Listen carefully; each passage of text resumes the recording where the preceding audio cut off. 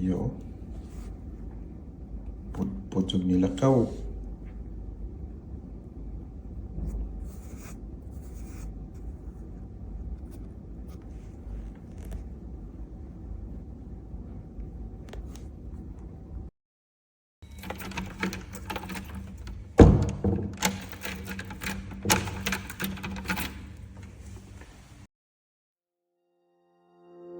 Kada adlaw pareho ra gyud. Matag sayo magandam ug mulakaw padung sa trabaho. Ang daan padung sa trabahoan kay bawo na siguro ni sa akong agyanan. Kada adlaw pareho ra. Ang kalainan usahay init.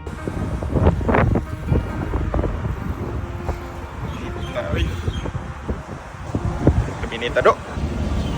Pantas. Renita. Usahay bugnaw, waoy. Usahay daghang tao. O usahay pod mingaw. Kung nana sa sakyanan, ang uban mag-scroll-scroll sa cellphone. Ay uban matog. Ay uban magtanaw sa gawas. Ako, pindiras mode. Pag-abot sa trabaho, maragway na itabos biyahe. Abris laptop, arong sugdan ng adlaw. Ug mauni, ahong rutina.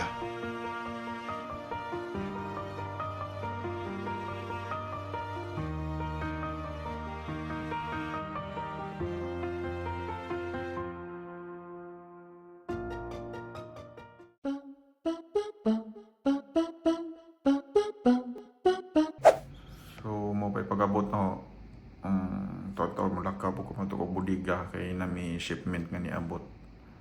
So, mga dagko nga mga shipments, dako nga mga parts, ato na naman ibutan sa budiga kay di man na masigo diri sa opisina.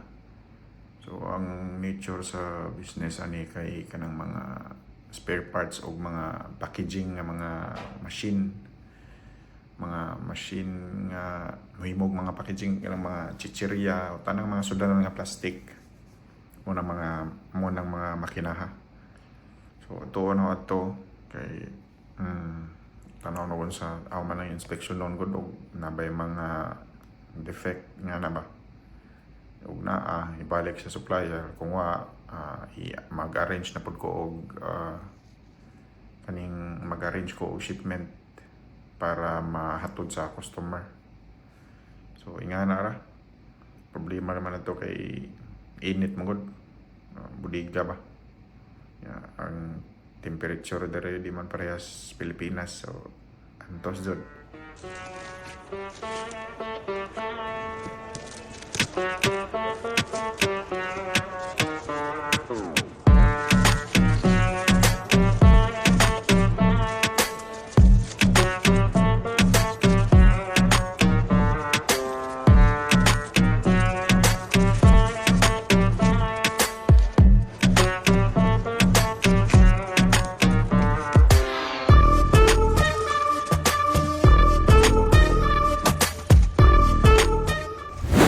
Di malikayan nga sa trabaho na adyo ng stress, apil lang na sweldo.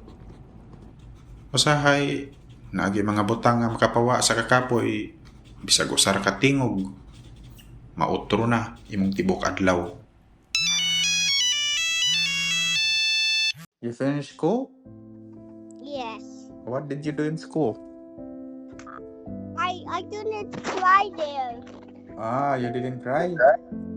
Ah, nice. Good. Did you enjoy? Yes. Oh, how about weather outside? Is it hot? Yes. Oh, did you ride taxi? No, I just walk. Oh no. Why? Because I stay here. Ah, okay. You eat already? Yes. Okay. Good.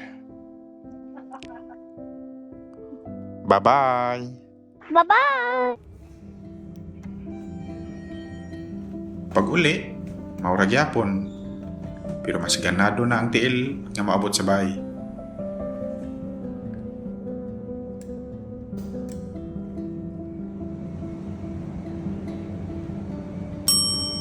Ang journey sa kinabuhi, di dyan na pirmi uyon sa imong gusto.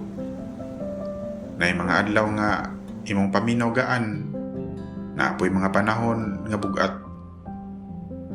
Pero og nakiklaro nga rason para magpadayon, ang lisod nga mga oras mahimong sayon.